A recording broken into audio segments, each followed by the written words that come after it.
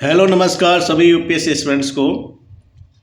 मेरा YouTube channel only UPSC civil exam 88 by Dhandhlal sir. इस channel को आप लाइक सब्सक्राइब शेयर जरूर करें। आज मैं पढ़ाऊंगा topic journey of Indian constitution, भारतीय संविधान की यात्रा। ये इंडियन पॉलिटी का टॉपिक है और काफ़ी इम्पोर्टेंट टॉपिक है। जैसे 1773 का रेगुलेटिंग एक्ट और उसके बाद में 1784 का सेटलमेंट एक्ट या पिट्स इंडिया एक्ट, फिर 1813 का एक्ट, फिर 1833 का क्या चार्टर अधिनियम, फिर उसके बाद में 1853 का, फिर 1858 का, 1861 का, 1892 का, फिर 1909 का बाल शासन अधिनियम, फिर 1919 का बाल शासन अधिनियम और उसके बाद में 1935 का बाल शासन अधिनियम, उसके बाद में 1947 का बाल शासन अधिनियम। तो ये भारतीय संविधान की यात्रा है। उसी में से जो टॉपिक लिए हैं, इनमें से हर साल प्रीलिम्स में एक क्वेश्चन ज़रूर पूछा जाता है, एक या दो। तो आज मैं ये 5 क्वेश्चन करवा रहा हूँ आपको। और मैंने इस यूट्यूब चैनल पर ये जितने भी चार्टर अधिनियम और शासन अधिनियम वो कंप्लीट करवा दिए। आप सर्च मारिए, ज़रूर मिलेंगे। और मेरे इस चैनल को आप लाइक सब्सक्राइब जरूर करें। क्वेश्चन नंबर 1 मैं दोबारा रिपीट इसलिए करवा रहा हूँ इसको क्योंकि जो मैंने कल पढ़ाया था उसमें आवाज़ सही तरह से नहीं आ रही थी और अक्षर भी पूरी तरह से ठीक नहीं दिख रहे थे। क्वेश्चन नंबर 1 संविधान के निम्नलिखित कार्यों के संबंध में विचार कीजिए। ऑप्शन 1 बुनियादी नियमों के समूह उपलब्ध कराना। ऑप्शन 2 नागरिकों के अधिकारों पर नियंत्रण के संदर्भ में दिशा निर्देश। ऑप्शन 3 कुछ साझे मूल्यों की अभिव्यक्ति करना। ऑप्शन 4 न्यायपूर्ण समाज को सुनिश्चित करना। ऑप्शन 5 यह सुनिश्चित करना कि सत्ता में अच्छे लोग आए। उपरोक्त कथनों में से कौन सा सत्य है या है? ऑप्शन ए केवल 1 और 2। ऑप्शन बी केवल 5। ऑप्शन सी केवल 2 और 3। ऑप्शन डी केवल 1, 2, 3, 4। तो इसमें राइट आंसर है ऑप्शन डी। ऑप्शन 1, 2, 3, 4 सही है। बुनियादी नियमों के समूह उपलब्ध कराना, नागरिकों के अधिकारों पर नियंत्रण के संदर्भ में दिशा निर्देश, कुछ साझे मूल्यों की अभिव्यक्ति करना और न्यायपूर्ण समाज को सुनिश्चित करना। जबकि ऑप्शन 5 ये सही नहीं है संविधान के कार्यों के संबंध में, क्योंकि संविधान ये सुनिश्चित नहीं करता है कि सत्ता में अच्छे लोग आए। ये कौन करती है? भारत की जनता। भारत की जनता के ऊपर डिपेंड करता है कि वो कौन से लोगों को सत्ता में भेजें। ठीक है, लेकिन हमें अच्छे विचार वाले, जो क्रिमिनल ना हो और समाज के हित में सोचें, ऐसे लोगों को सत्ता में भेजना चाहिए। हमें जाति धर्म के आधार पर नहीं भेजना चाहिए।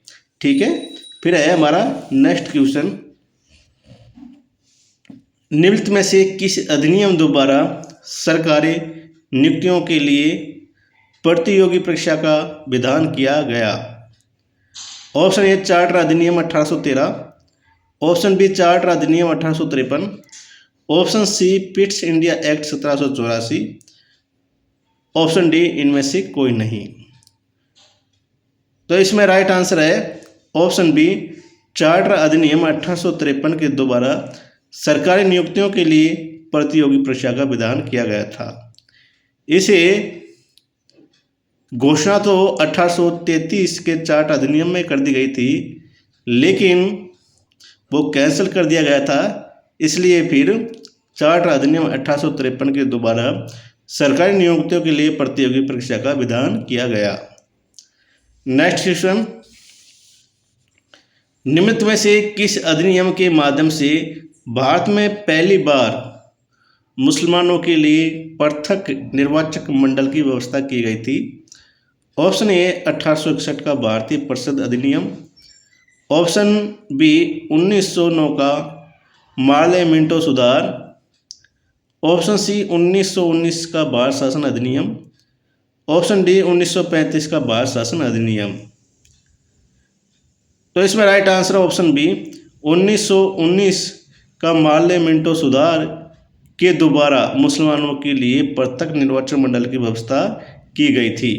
ठीक है, 1919 के दोबारा द्वैध शासन की स्थापना की गई थी और अन्य समाज जैसे सिख है के लिए अलग से और कुछ महिलाओं के लिए भी अलग से पृथक निर्वाचक मंडल की स्थापना की गई थी। 1935 में जो राज्य में द्वैध शासन था उसको समाप्त कर दिया गया और केंद्र सरकार में लागू कर दिया गया था। ठीक है, नेक्स्ट क्वेश्चन, भारतीय शिक्षा एवं साहित्य पर प्रति वर्ष रुपये 1 लाख खर्च करने का प्रावधान किस अधिनियम में किया गया था? ऑप्शन ए 1813 का चार्टर अधिनियम, ऑप्शन बी 1833 का चार्टर अधिनियम, ऑप्शन सी 1853 का चार्टर अधिनियम, ऑप्शन डी 1858 का भारत शासन अधिनियम। ठीक है, ये 1858। ठीक है, तो इसमें राइट आंसर है ऑप्शन ए 1813 का चार्टर अधिनियम के द्वारा भारतीय शिक्षा एवं साहित्य पर प्रति वर्ष रुपये 1 लाख खर्च करने का प्रावधान किया गया था। साथ में ही ईसाई प्रचारकों को भारत में आने की अनुमति मिल गई थी और कंपनी को चीन के अधिकार को छोड़ करके, ठीक है, ब्रिटिश सरकार में मिला लिया गया था। फिर है नेक्स्ट क्वेश्चन, निम्नलिखित में से किसने सर्वप्रथम भारत के लिए अपनी बेसिक स्वराज की मांग की थी? ऑप्शन ए राजगोपालाचारी और सरदार पटेल ने, ऑप्शन बी मोतीलाल नेहरू और गोविंद बल्लभ पंत ने, ऑप्शन सी सर तेज बहादुर सप्रू और जयकर ने, ऑप्शन डी जवाहरलाल नेहरू और जगजीवन राम ने। तो इसमें राइट आंसर है ऑप्शन सी सर तेज बहादुर सप्रू और जयकर ने भारत के लिए अपनी बेसिक स्वराज की मांग की थी। तो आज मेरी ये मिनी टेस्ट सीरीज कंप्लीट हो गई 5 क्वेश्चन की और कल मेरी नेक्स्ट टेस्ट सीरीज आएगी। जय हिंद, जय भारत। प्लीज़ मेरे इस चैनल को आप लाइक, सब्सक्राइब, शेयर ज़रूर करें।